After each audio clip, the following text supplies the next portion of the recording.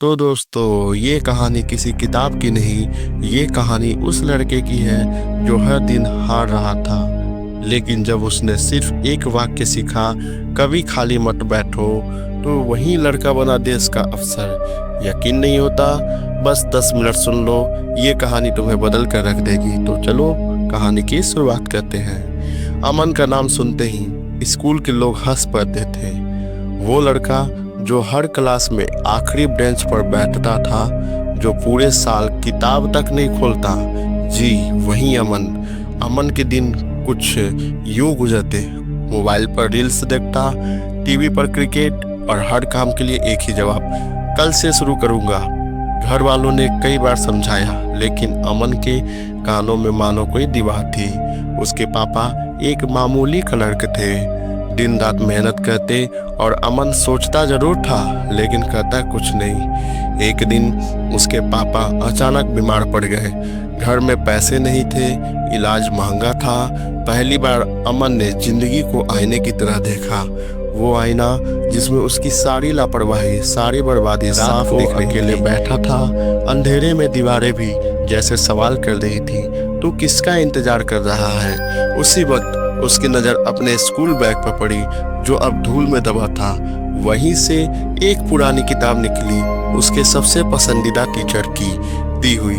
पहला पन्ना खोला और मानो वक्त जैसे रुक सा गया हो। उस किताब के अंदर लिखा था, जो इंसान खाली बैठना सीख जाता है, वह धीरे धीरे जीना छोड़ देता है।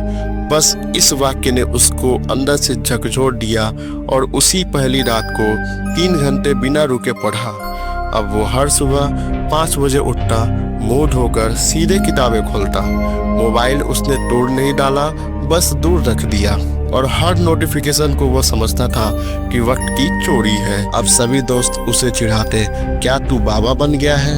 अब जवाब में सिर्फ एक हल्की सी मुस्कान होती। उसे समझ आ चुका था, जिन्हें इतिहास में नाम चाहिए, उन्हें भीड़ से अलग चलना पड़ता है। वो हर दिन कुछ नया सीखता, हर खाली पल में या तो पढ़ रहा होता, या नोट्स बना रहा होता, या घर के छोटे मोटे काम कर रहा होता। अब वो बैठता नहीं था, चलता था, सीखता था, जलता था और चमकता जा रहा था। वो एक नहीं, 2 नहीं, 3 बार उसने यूपीएससी प्री में फेल होना पड़ा। उसे लगा अब मैं यूपीएससी क्रैक नहीं कर पाऊंगा, लेकिन हर बार उसके कमरे में वो नोट चिपका रहता, जिसमें लिखा था, थक गया है तो आराम कर, लेकिन रुक मत।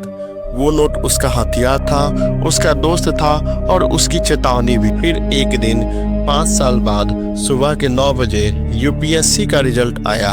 अमन का नाम ऑल इंडिया रैंक में 25वें स्थान पर था। उसके पापा की आंखों में आंसू थे, लेकिन इस बार ये आंसू हार के नहीं बल्कि गर्व के थे। टीवी पर इंटरव्यू हुआ। एक पत्रकार ने पूछा, क्या कोई सीक्रेट है आपकी सफलता का?